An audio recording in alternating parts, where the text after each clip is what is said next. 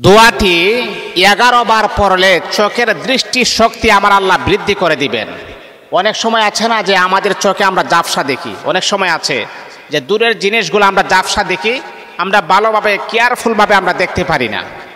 আল্লাহ পাক রব্বুল আলামিনের এই দোয়াটা যদি, রাসূলের শেখানো এই দোয়াটা যদি আপনি পড়তে পারেন, তাহলে আল্লাহ পাক অবশ্যই অবশ্যই আমার আল্লাহ আপনার চোখের পাওয়ার আমার আল্লাহ বৃদ্ধি করে দিবেন, চোখের দৃষ্টি শক্তি আমার আল্লাহ বাড়ায় দিবেন।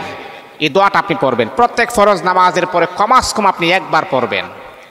ভাই শুনেন, এই দোয়াটা পড়তে আপনার 1 মিনিট সময় লাগবে না। আপনার এই দোয়াটা পড়তে আপনার বেশিতে বেশি হলে আপনার 10 সেকেন্ড সময় অথবা 15 সেকেন্ড সময় ব্যয় হতে পারে। কিন্তু হ্যাঁ, আমলটা যখন আপনি করবেন, একটু সময় নিয়ে আপনি আমলটা করবেন। আমলটা করার সময় আপনি 5 ওয়াক্ত নামাজ তো পড়বেন, এটা তো বটেই, 5 ওয়াক্ত নামাজ পড়বেন। তারপর উজু করে নেবেন। উজু করার পরে আপনি সুন্দর করে সুঠাম দেহে বাদে উজু করার পরে আপনি একটা পবিত্র বিছানায় বসে 3 বার দুরূদ শরীফ পড়বেন, যেটা আমরা নামাজের ভিতরে যে দুরূদ শরীফটা পড়ি। 3 বার দুরূদ শরীফ পড়ার পরে 3 বার ইস্তেগফার আপনি পড়বেন। তারপরে আপনি পড়বেন আল্লাহুম্মা ইন্নী আউযু বিকা মিন শাররি বাসারি। এই দোয়াটা পড়বেন, আল্লাহুম্মা ইন্নী আউযু বিকা মিন শাররি বাসারি।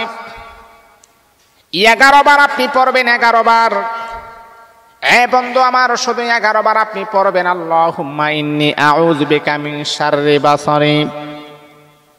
11 বার পড়ার পরে আবারও শেষে আপনি 3 বার দুরূদ শরীফ পড়বেন, 3 বার ইস্তেগফার আপনি পড়বেন।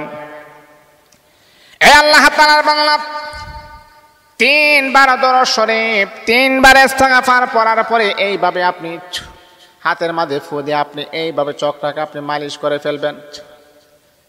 এইভাবে যদি আপনি আমলটা করতে পারেন, আল্লাহ পাক রব্বুল আলামিন আপনার চোখের দৃষ্টি শক্তি আমার আল্লাহ আরো বৃদ্ধি করে দিবেন।